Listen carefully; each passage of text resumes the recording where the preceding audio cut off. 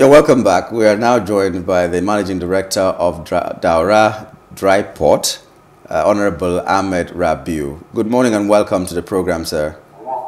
Dala. Dala? Oh, you confirmed that it's Dala. Good morning. Thank you for having me. Okay. Okay, quickly now, because we have very short time before the news. Dala, D-A-L-A. Yeah. Now, tell us a little bit more about this Dala port that you are the MD. The Dala port is an inland dry port. It's an international port from which exports can originate and into which also any cargo being imported into the country could be destined. We've just lost the connection there. But Dala Dry Port. In my small head, I used to imagine why do we need a dry port? Are all the ports that are at what do I call them? Seaports, are they all being utilized? Is everything moving fine? So why was there need for a dry port to be sited somewhere in the north that is not a border town or something? Or does it mean everything that has to come there has to be carried by car, or it has to be flown into that place and all that? These are things I need to understand. I'm sure the questions he would have answered Yes. if the connection would have let us continue talking to him. But we will take a short break. And then when we return, the run-up will continue. Do not go anywhere. Stay with us.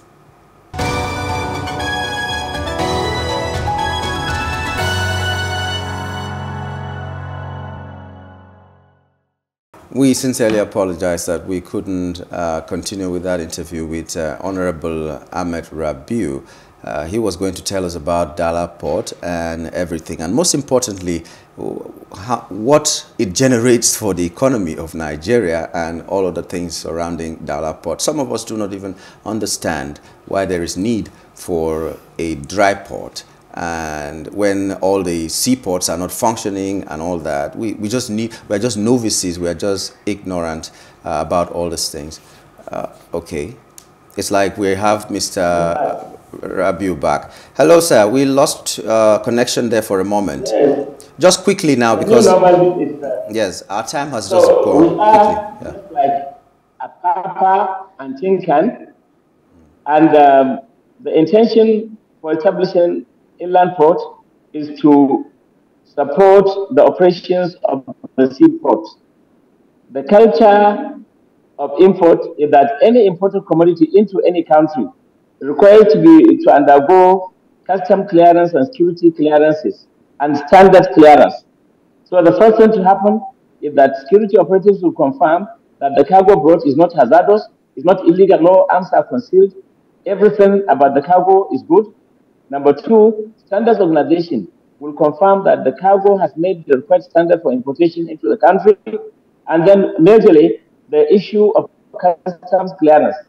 The customs will ensure that the cargo that has been brought has been subjected to proper evaluation, and appropriate import duty has been levied and collected. And ultimately, all the other charges related to it also, that the real party, the right party collected.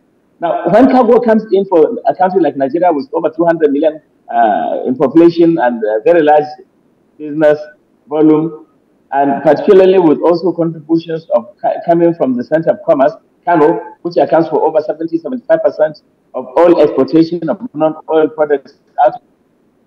You could imagine the kind of congestion that will be occasioned when cargo made for Kano has to go through all the processes before it is released, and also what will happen when exports go out of the country, as opposed to go through confirmation that it is commodity allowed for export, packaging that is required, and has met all the required standards, so that it doesn't get out of the country and leads to the downgrading of the status of our country by either poor packaging or poor quality or anything associated to that. And so that is the major issue.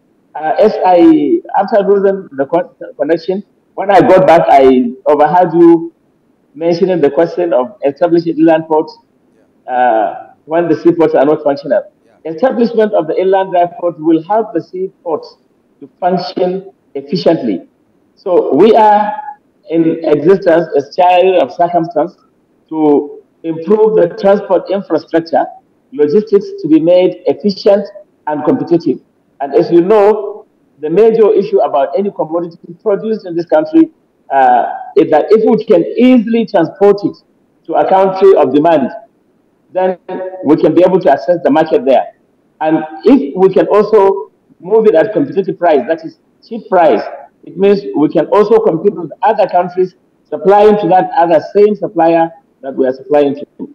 If we are supplying at $1,000 because of our logistics difficulties of road and rail and sea, and then some other country could supply at 500 naira, then you can imagine the country buying would prefer to buy from the one selling at 500 or even 700 or even $850 than buying from us at 1,000.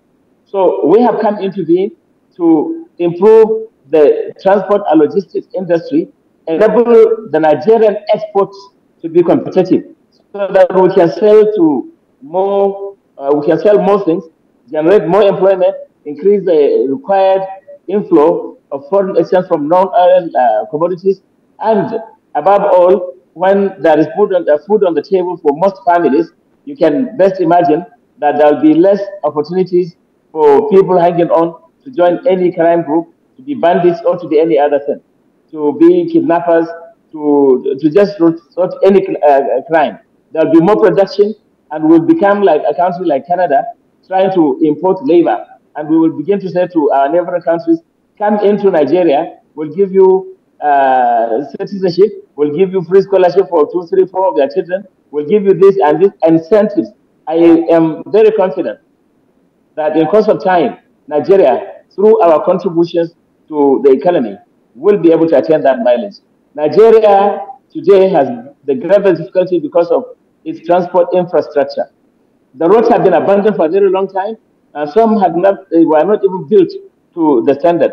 The railway was abandoned for a very long time. I am just attending the second railway international exhibition. You can see it. We are here in the Abuja Chamber of Commerce.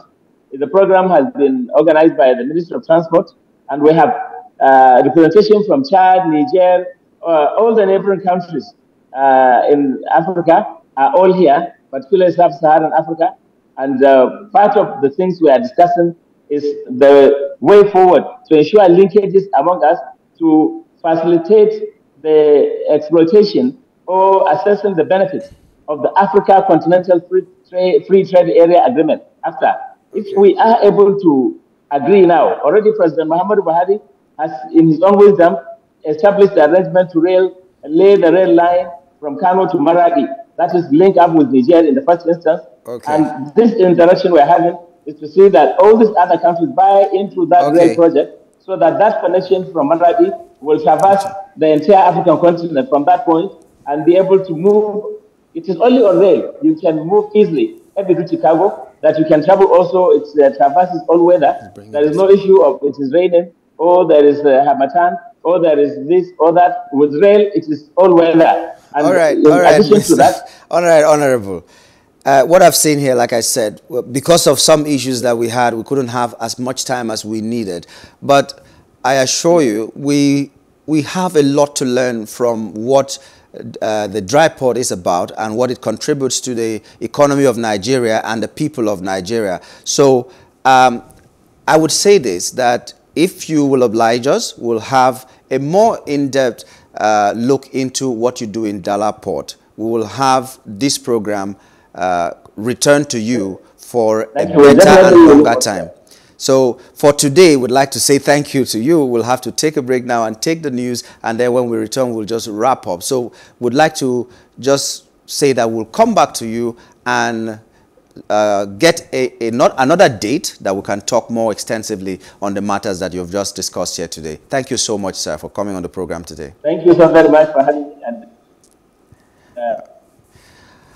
All right, that was Honorable Ahmed Rabiu, the Managing Director of Dala in Dry Port, and he was talking to us about the dry port. So we needed more time, but it's not today. Another time, we do promise you that we're going to bring him to talk more about that particular port. For now, we'll take a break.